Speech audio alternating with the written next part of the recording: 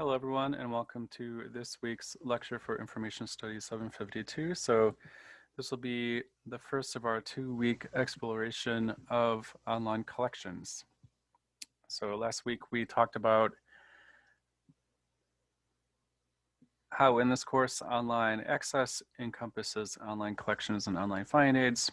This week and next week we'll be discussing online collections, and then the following lecture we'll talk about online finding aids. Okay, so here are our weekly topics. What considerations should archivists make when developing digital access interfaces? And how do issues related to outreach and reference influence these designs? So we'll start by talking about some of the expectations that researchers have when working with online collections.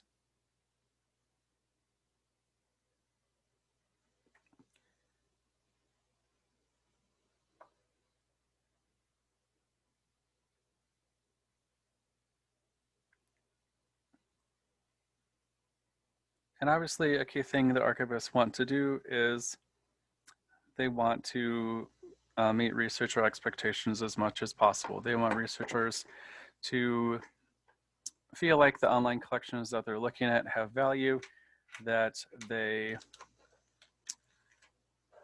are worth the time and effort required to use them, and that ultimately they're going to be able to interact with records in a way that meets the research needs that they have.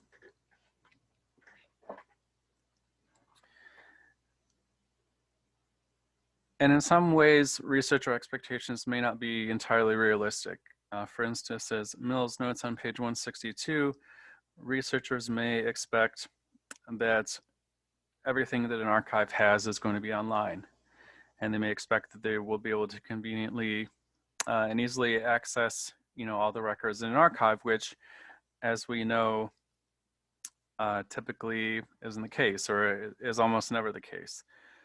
And this might be something that administrators, donors, and other parties expect as well. They may expect that in this day and age, archivists are able to scan and place online all the records that I, as a donor, would want to donate to an archive. Administrators may not understand that because of the resource restrictions that archivists face, and honestly, because of the lack of value of a lot of records in archives, it's just not realistic or even necessarily helpful for all of the records in an archive to be placed online. So this might be an expectation that could result in people feeling like an archive doesn't have value and perhaps isn't worth of support, whether that be support through collecting or donating collections, or word of mouth, or increased resources in the future. So it's important that archives are able to convey why particular things are online, that not everything is online, and that archives work as much as possible to paint a full picture of the records that haven't been placed online for whatever reason. And that's something that we'll talk about later on. Some of the other expectations that researchers might have are the desire to browse and make unexpected discoveries. That's something that the Warwick article mentions. Having serendipitous discoveries as research progresses. And so they might expect that there is an online collection setup or framework that allows them to do that, as opposed to having kind of a linear, A to B to C structure. Warwick also states that researchers expect to have the ability to highlight and annotate online records. And that's certainly something that researchers are able to do with physical materials. However, as Warwick notes, that's one way that online collections fall short of their physical counterparts in some ways. Researchers want to be able to highlight things. They want to be able to make note of important information found in a record, and that's not always possible in the online world. Warwick also notes that researchers might expect that online AV materials have the same quality as their physical counterparts. So the author compares the quality of an MP3 versus the quality of the sound coming from a vinyl record, and saying that a lot of the warmth that is present in a vinyl recording is lost when it's migrated into an MP3 form and placed online. So that might be an expectation that researchers have that archivists are unable to meet unless they're able to provide access to really high quality lossless recordings, which not every archive is certainly able to do. And Warwick also talks about an expectation or desire to have a multi-sensory experience when working with records. An experience that engages not just the eye, but also, the ear and the nose and the other touch, the other senses that are engaged when researchers are working with, paper and other materials that, have a certain feel or a certain smell to them, which is something that, a lot of people find appealing, and for obvious reasons, that's lacking in an online environment. So it's just important that archivists know what researcher expectations are, what researcher desires are, what researchers want to be able to see and interact with when they look at online collections, again, so that archivists, as much as possible, can provide an experience that does meet the expectations of researchers and does help researchers appreciate the value of the archives and of the records that they are looking at.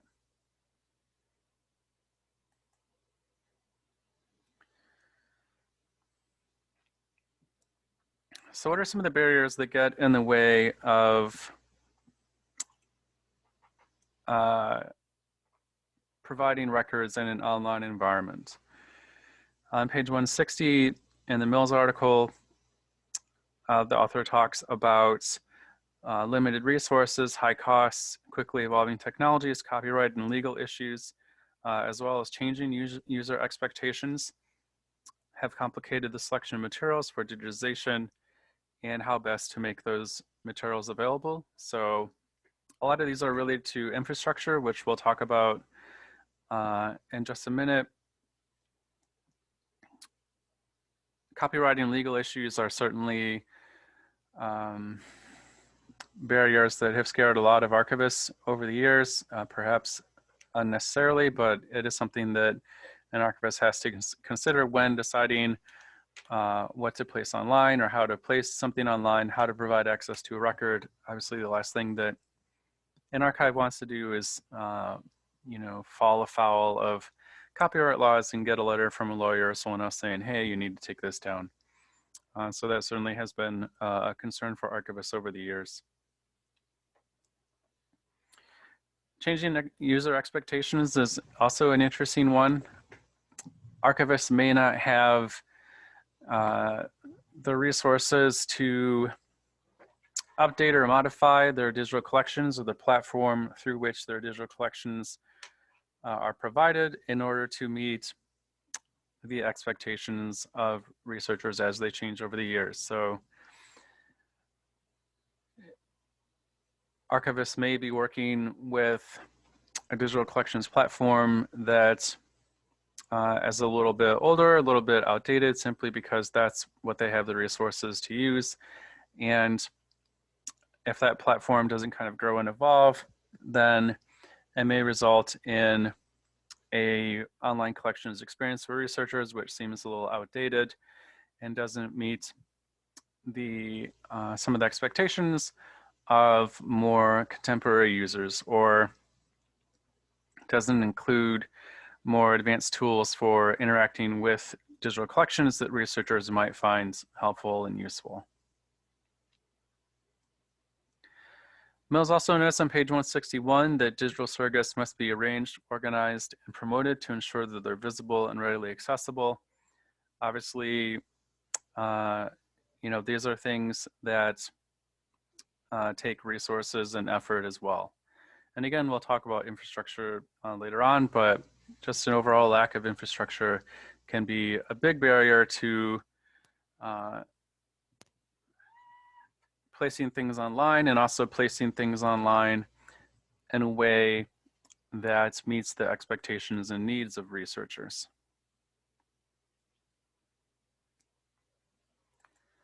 So a big part of online collections, as we have sort of touched on already, is selection.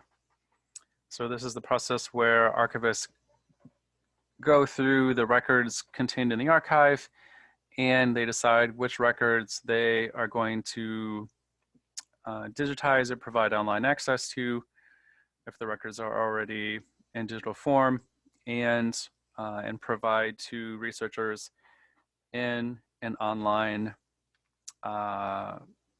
venue. On page 162 in the Mills article, the authors state that selection can be commercially, financially, or politically motivated. So there might be a few reasons driving these selection decisions that researcher or the archivists make. It might be that the archive has received funding from a donor to place certain materials online. It might be that in order to appeal to a potential donor or appeal to a resource allocator within an organization, archivists decide to scan and place materials online. So some of the motivations for selection can be pretty pragmatic, right? And can be definitely related to an overall advocacy strategy of making collections more accessible when those collections have value to individuals that the archive wants to act on their behalf in the future.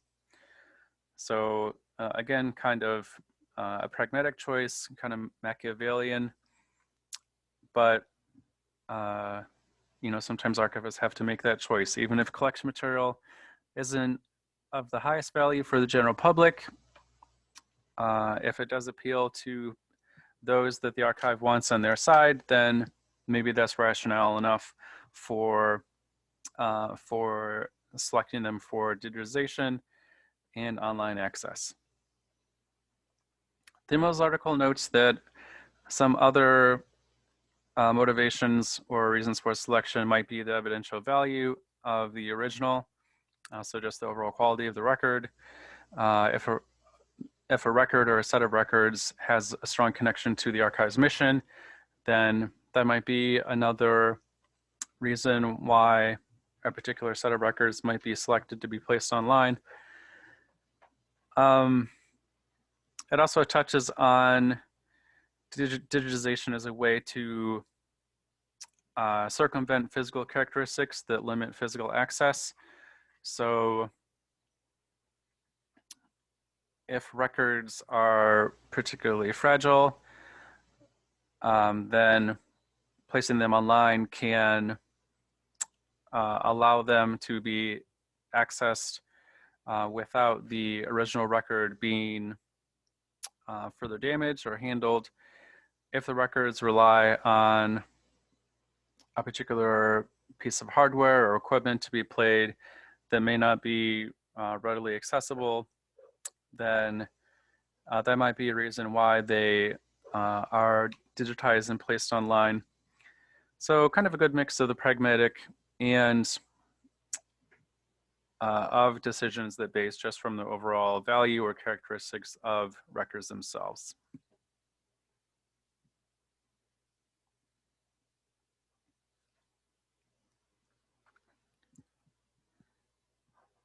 It's important that archives consider other characteristics of records when making selection decisions as well. So the Vernalis-Weigel article on page 14 talks about how information specialists must pay attention to the experiential elements associated with digital collections. They should consider the importance of unique values and intrinsic qualities that records possess. And if a record has a unique quality or an intrinsic quality or some kind of value that really makes it unique, then perhaps that might be another motivation that archives consider when selecting materials for digitization and online access as well. So even if a record isn't necessarily the most valuable from a research or evidential standpoint, if it just looks pretty and it might be visually appealing to people that view it, then that might be an additional consideration the archivists make. Of course, this one is pretty subjective. The whole idea of intrinsic value is pretty subjective, but it's definitely a consideration that archivists can make. Another reason for selection for digitization might be that archivists are using those digitized records for another purpose. So if you have a set of records and you're scanning them in order to create an online exhibit, it makes a lot of sense to take those scans and also place them online for online access and kind of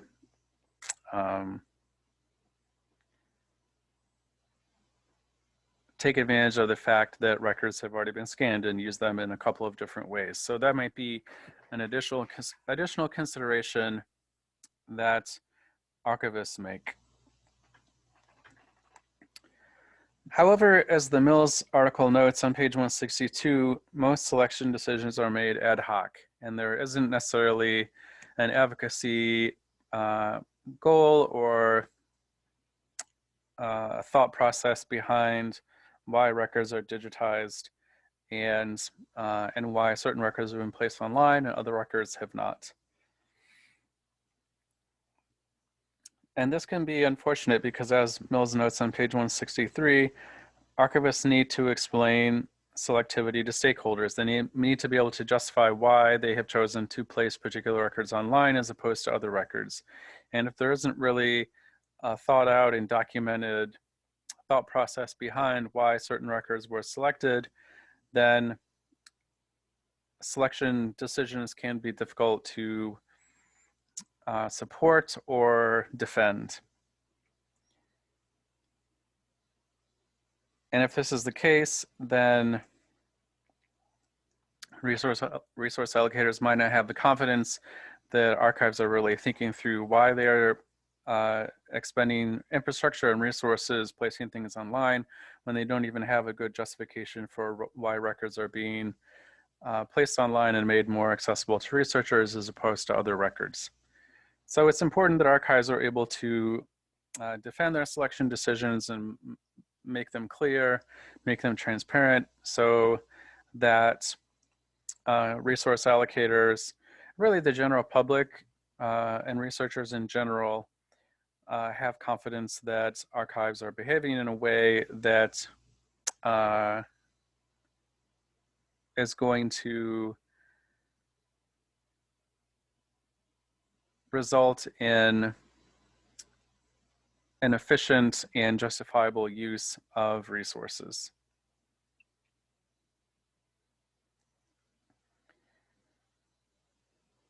On page 163, Mills notes that selection should occur after evaluating researcher needs. So again, this idea of collaboration, which we talked about when we discussed online access, just talking and working with researchers and finding out which records they think are valuable, which records might be helpful for projects or work that they're doing, and using that as a way to make selection decisions. It seems to make all the sense in the world to me.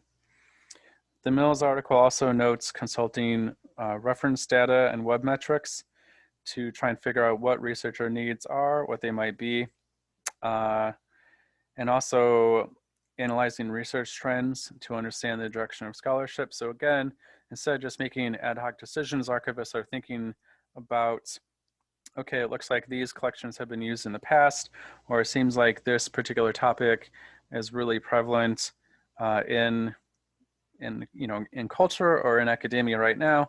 So let's think about collections and records that we have that might be of use to researchers, rather than just kind of throwing darts at the wall and seeing what we land on.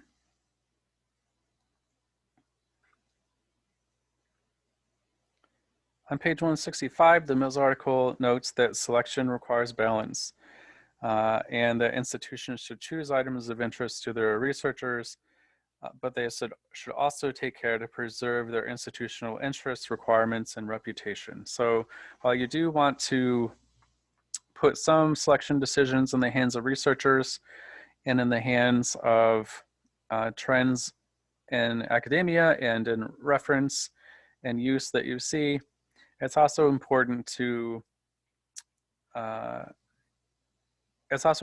an archives to use its expertise in a particular topic, its understanding of how records are related to each other, its knowledge of how records connect to a mission, and incorporating those pieces of the puzzle into selection decisions as well.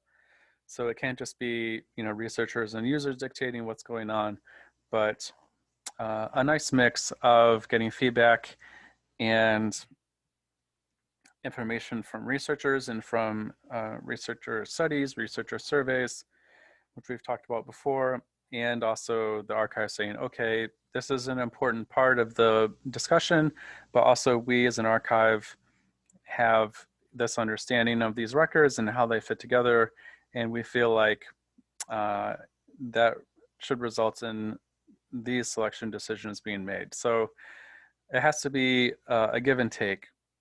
And I'm guessing that to this point, it's mostly just been take by archives, and there hasn't been a lot of consultation with researchers and with people who are actually going to be using the records the archivists select for online access. And that's an important thing that should change, so that there is more of a collaborative process between archivists and researchers when making selection decisions. And then it should be, as the Mills article notes on page 166, a process of negotiation, instead of archives just saying, here's what you're getting, and that's it. We're not going to listen to any other perspectives. It should be a collaborative process that does involve some discussion and some back and forth.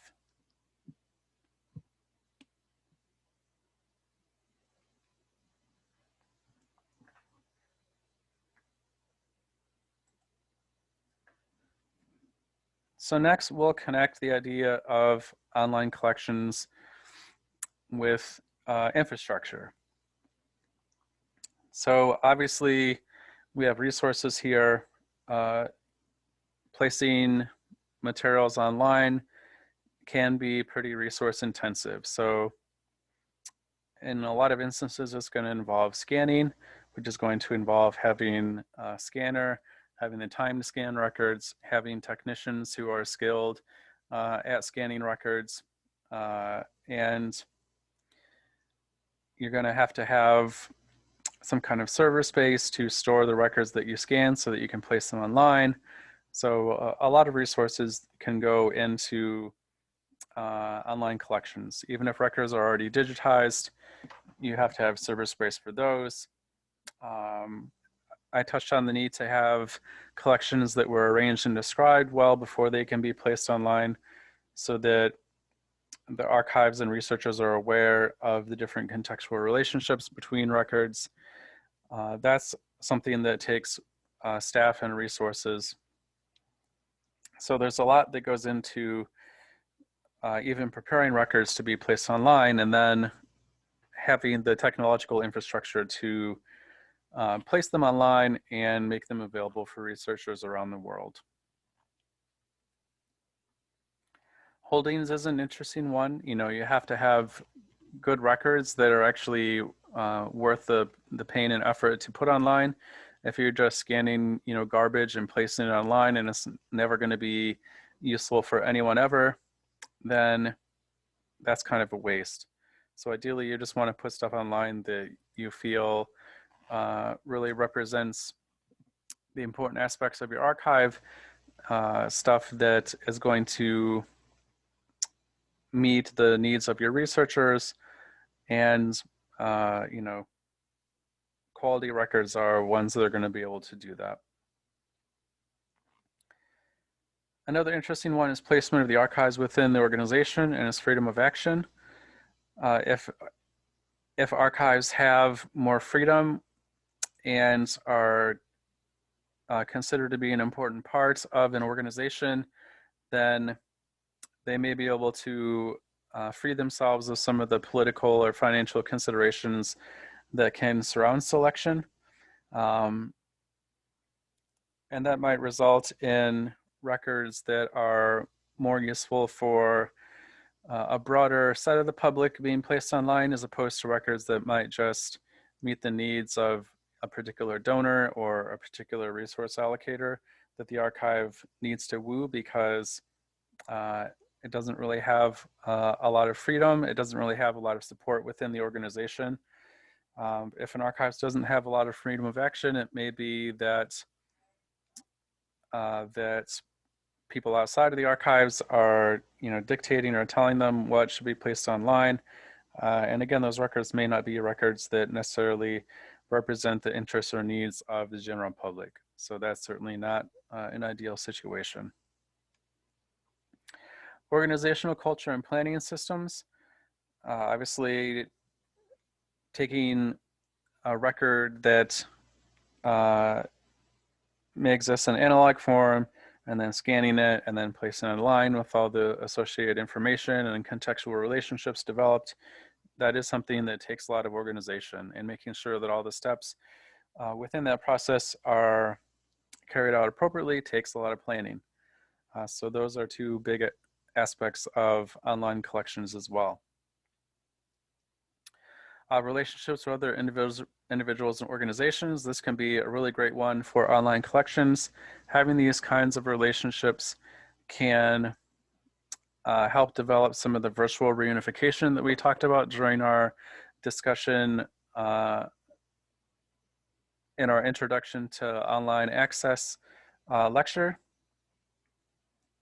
So if archives have some kind of a relationship with another archive, and that results in there being some kind of link between a variety of online collections that might be related to a particular topic, then that can be beneficial for both archives and beneficial for the general public and for researchers as well. And then reliability of resources, just knowing how much money you have each year for server space, how much money you have each year to pay for digitization, that can really support your ability to plan out what your online collections are going to look like, how they're going to evolve over time. And that is certainly beneficial for an archive, just to have that certainty and stability.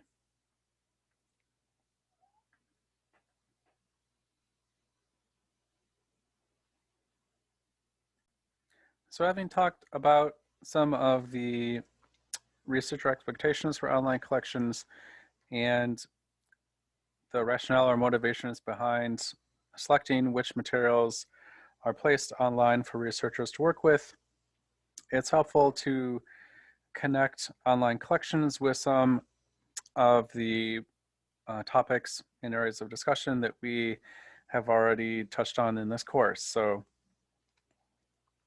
specifically, we'll be talking about the connection between online collections with online finding aids, exhibits, and websites. So in all these instances, easy navigation is an important consideration, and it's something that archives should really strive for. if you have an online collection, but researchers are unable to navigate from record to record or from collection to collection, then that really reduces the quality and the usefulness of the online collection that researchers are working with. And so archivists should really strive to make this navigation as seamless as possible. And archivists should strive to have navigation take place in a way that does support some of the unexpected or serendipitous discoveries that the Warwick article mentioned as being an expectation that researchers have when working with records.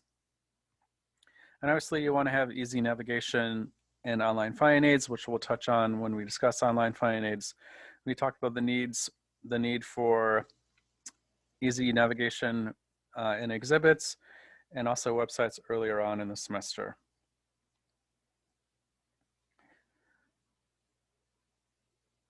Another important aspect of these different topics are immediate answers. You want to have online collections that support the ability of archivists to find the information that they're looking for in a very efficient manner. And whether that is through a search tool with searches not only through the titles of collections or the titles of items, but also through the items themselves. So having some kind of item level discovery possible, or again, having easy navigation, which allows researchers to quickly navigate to the information that they're looking for and not forcing them to go through information that they're not as interested in. It's really helpful for researchers to be able to find what they're looking for as quickly and painlessly as possible. And if that's not the case, if this isn't what researchers experience when they work within archives online collections, then as we've talked about before, they may just move on and not use or support the archive in the future. Another important aspect of these four topics is having sufficient detail, so not overwhelming researchers with a ton of detail that they don't necessarily want or need, but rather having just the right amount of detail that tells researchers what they're looking at, but doesn't exhaust them with long blocks of text or just piles and piles of information that they have to kind of wade through to find what they're looking for.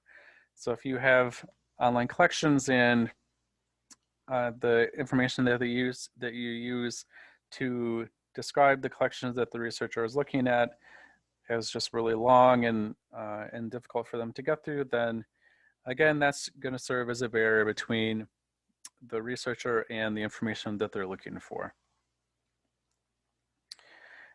And we'll talk about the importance of sufficient detail in finding aids.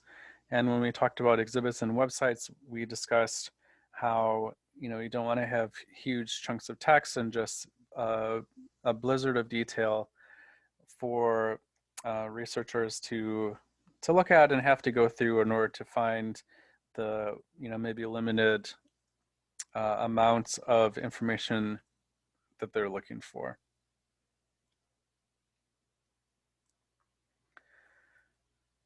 Another important consideration for online collections as well as online finding aids, exhibits, and websites is having some kind of connection to contextual information. And this is something that online collections can do incredibly well, and as something that Warwick notes as being something that researchers need online collections to have. So Warwick talks about how researchers need to understand the extent of a collection so that they are able to understand the context of the information that they're looking for. And they also need to know about materials that might have been recently added, and knowing that those are a part of the online collection, that they are available for research as well.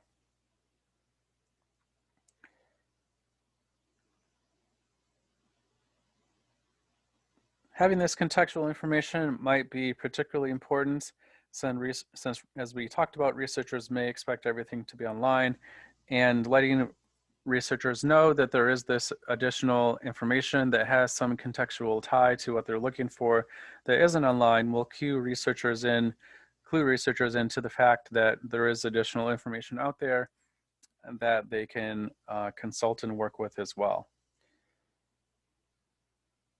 And when you think about the importance of contextual information in online collections, of course, this brings to mind again the opportunities for virtual reunification that online collections can have. And this is really an opportunity for archives to connect to other online collections that share a creator or a topic with the online collection that an archive might have. And so again, this can just be a great way to demonstrate connections to information beyond just what the researcher is looking at in one archive and help them see that there's other information out there that might be helpful and of interest to them as they work to solve their information need. Later on, we'll talk about the value of providing contextual information in online finding aids. And it's something that we discussed in exhibits, the opportunity for exhibits to connect researchers to information beyond the exhibit and make them aware that there is, additional information about a topic beyond just what is presented within the confines of one online or even physical exhibit. And with websites, making sure that websites have pointers to information that that might be interesting or helpful to a researcher looking for particular information on an archival website. Again, just having these pointers to additional web pages or even whole other websites that might have some contextual connection to what a researcher is looking for on an archive's website. And again, having this contextual information is a really great way for archives to demonstrate their value by not only connecting researchers to other records that an archive might have, but again, a broader network of information that might exist beyond the archive that researchers can consult with and possibly work with as well.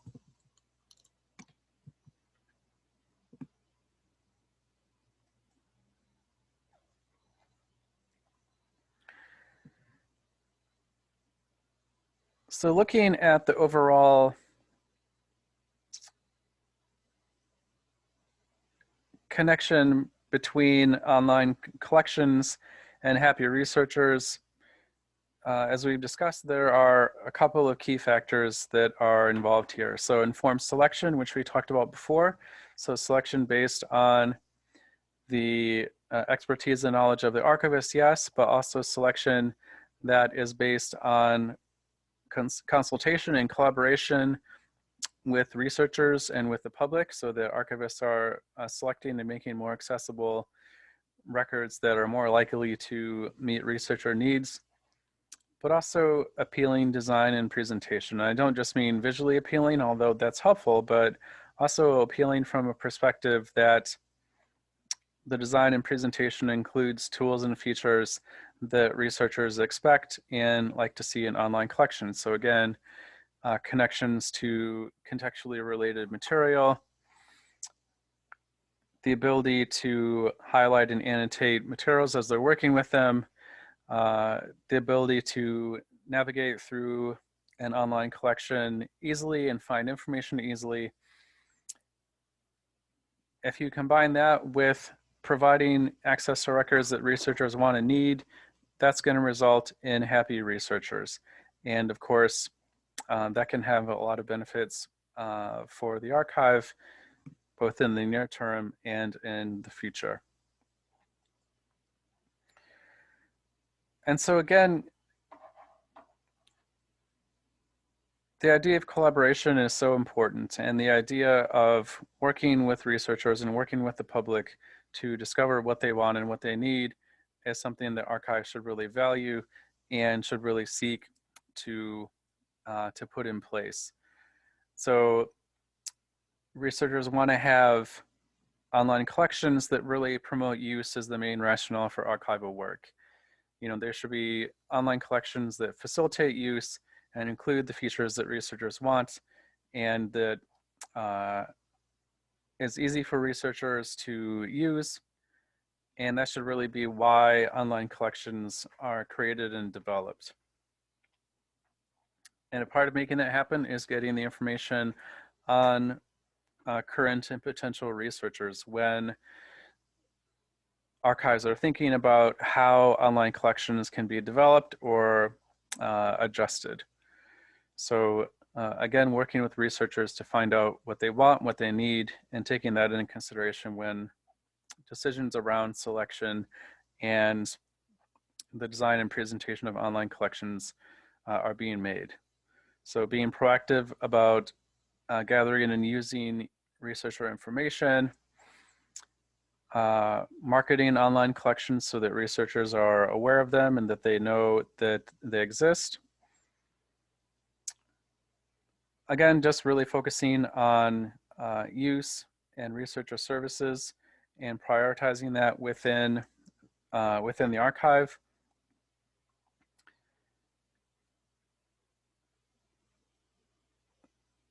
And in a lot of ways, online collections are an evidence of that prioritization. They are evidence that archives are interested in promoting use, that they are interested in reaching out to researchers and making access to an archive's records as easy and painless as possible. So again, just overall developing online finding aids that gear to researcher needs. So there is definitely a way that online collections can be developed and refined that does support this more user-oriented philosophy as opposed to one where online collections are just kind of viewed as a way to make records accessible, but actually facilitating the use of records isn't a prime concern for an archival repository.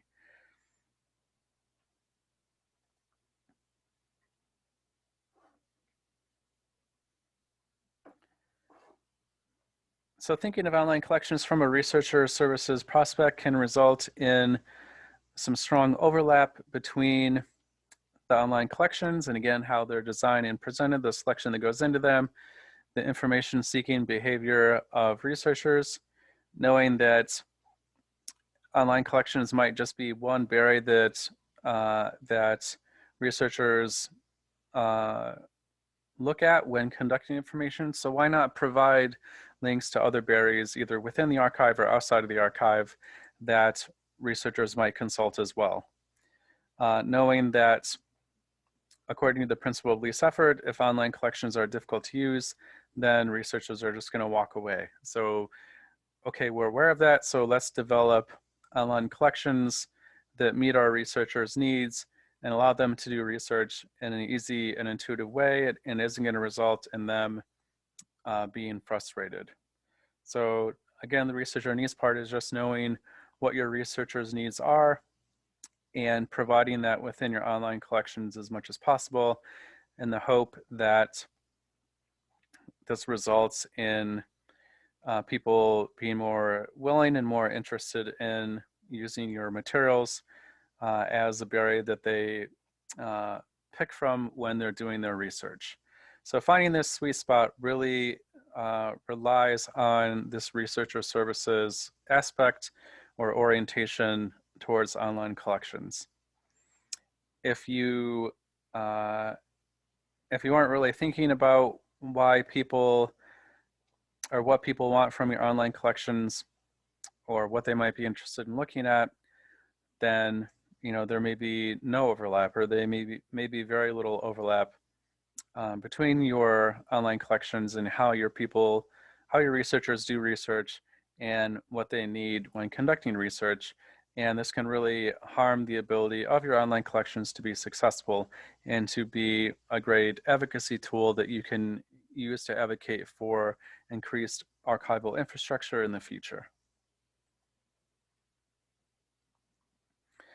So again, to kind of accentuate the connections between online collections and advocacy, if you have online collections that are easy to use because you've consulted with your researchers when designing and selecting materials for them, that's going to result in use, and that use is going to result in impacts that you as an archive can promote. And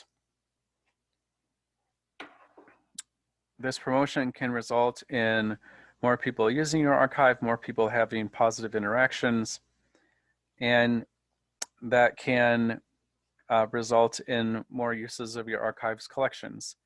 And not just online collections.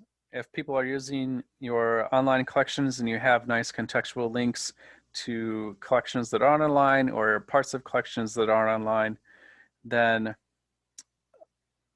that can result in more use of records which may not be as accessible, but are still useful too. So online collections can be a great way to promote the existence and value of other records that maybe haven't been placed online, perhaps because the archives doesn't have the resources or infrastructure to place records online. And online collections can be a rising tide that lifts all boats. So a program or service that archives offer that can, again, result not only in the online records themselves being used, but also other records throughout the archive. And as we've discussed before, this increased use of archival collections, whether it's direct or indirect, can be something that really satisfies resource allocators and makes them see the value and potential of archives.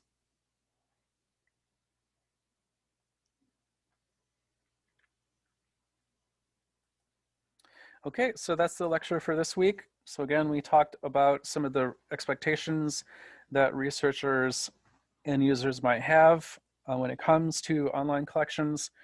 We talked about some of the choices that went into the selection of materials to be digitized or just placed online if they're already in digital form.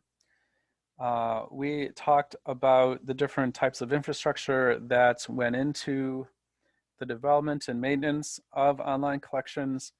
And then we wrap things up by talking about some connections between online collections and other topics that we've discussed in this course, such as researcher services, information seeking behavior, researcher needs, websites, exhibits, online findings, which we'll talk about here in a little bit.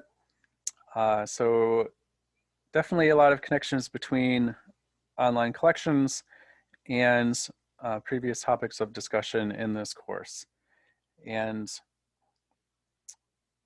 I hope that you're more aware of how online collections can serve as an advocacy tool if they're done right. And of course, there's always the potential of the opposite happening if they're done wrong. And again, a key part of getting things right is consultation with researchers and working with researchers, which is a recurring theme throughout this course. So I'll go ahead and leave it at that. As always, please let me know if you have any questions, and take care out there.